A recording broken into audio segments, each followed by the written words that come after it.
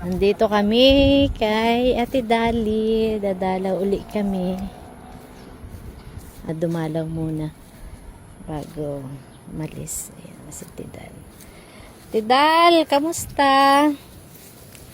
Kamusta na? Ang ganda pa rin ang smile mo, oh. Ayan na. Gagala sana kami. Gagala kami. Kasama ka sana. Miracle, ano rin yan eh. Tingnan mo ito, Brittany pala ito, kay ano pala ito? Pagbigyar. Ayan yung Napa. Ito yung Napa. Oo, napunta Tsaka natin yung Napa. Oo. Ruin. Pero nung tayo tita pumunta, wala pang entrance. Naalala mo kasama natin si Tito. Sina ano? Si Tito, Sino? Vincent. Vincent. Kasama Saka natin. sino Bunso, di ba? O si Hindi, Vincent si lang? Tito Vincent lang yun. Yan na yung Balustre. We're going to Balustre. Pagtagal tayo dito, sulitin natin yung bayad natin sa entrance. Kaya nga umakit tayo sa taas. Para... May entrance na sila. Dati wala pa. Ito yung coffee project, di ba? Dito.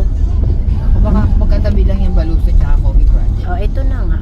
Ayan na yung parang ano ng Balustre. Sa bagay, dati talaga ang dami ditong tao. Punong-puno to dati. Kasi nung right after the pandemic. Dito tayo titan. Ay, ito na? Ito na Ito yung dating coffee project eh. Oo. Dito tayo tita noon. Good afternoon. Nandito kami sa Balustre.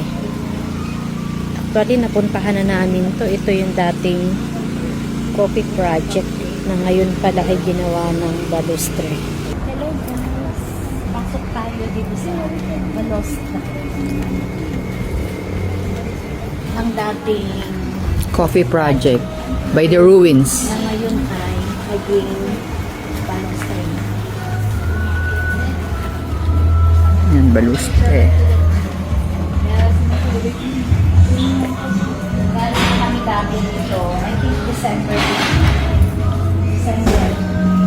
Alam nyo guys, nakita lang namin ito na suggested newly open restaurant. So winaste lang namin, hindi namin alam na napuntahan na namin pala ito dati pa. Pero hindi ito dating restaurant, ito ay dating coffee project. Pwede mag-check day tour. It's drizzling.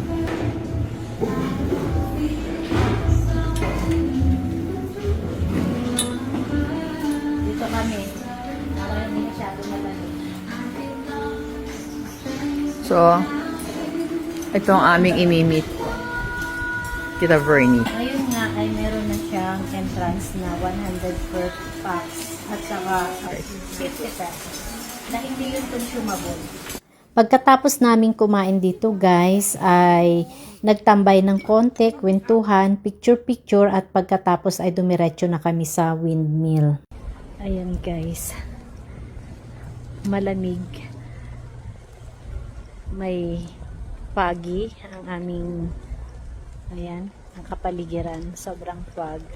Kaya sobrang lamig. Tapos umaampon. May ulan. Kaya kaya malamig tapos mahangin.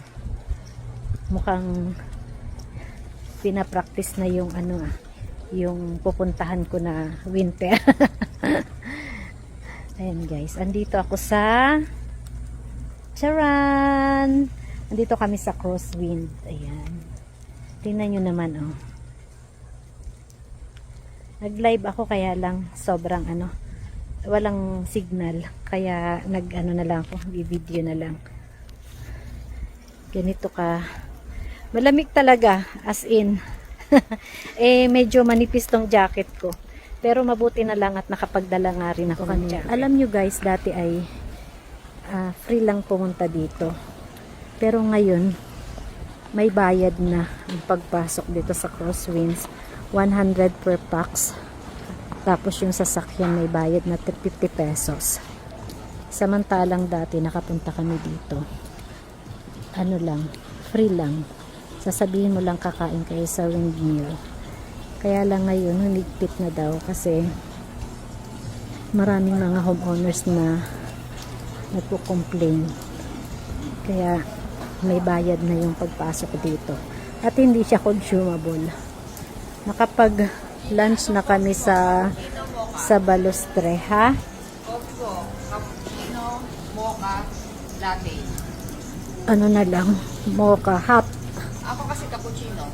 Ikaw latte, at lang mocha. mocha. Oh. Walang salted caramel. Oo. Ayan. Ha, hazelnut. O, sige. Nandito na kami ngayon nagpo-coffee. Skip natin sa taas, ha. Pakita ko sa inyo. Ang lamig. Nasa Baguio. Ayan, ito yung taas.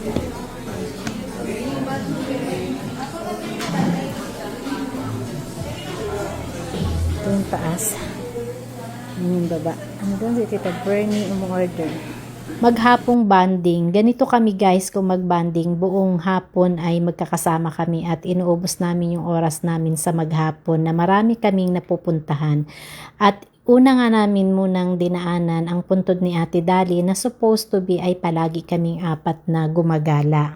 Mai-recommend ako ang lugar na pinasyalan namin sa inyo guys, lalo na kung meron kayong bisita or mga balikbayan na gusto ninyong ipasyal at naghahanap kayo, nag-iisip kayo kung saan ninyo dadalhin. Highly recommended dito guys. Hindi siya ganun kamura ang mga pagkain, pero in fairness masarap ang pagkain sa Balustre at good for sharing na rin. Dito naman sa Dear Joe ay panalo ang kanilang view, lahat ng pwesto ninyo ay Instagrammable. After namin sa Dear Joe ay pauwi na kami at nakita naman namin itong suha galing Davao at legit guys, napakatamis talaga ng kanilang suha dito.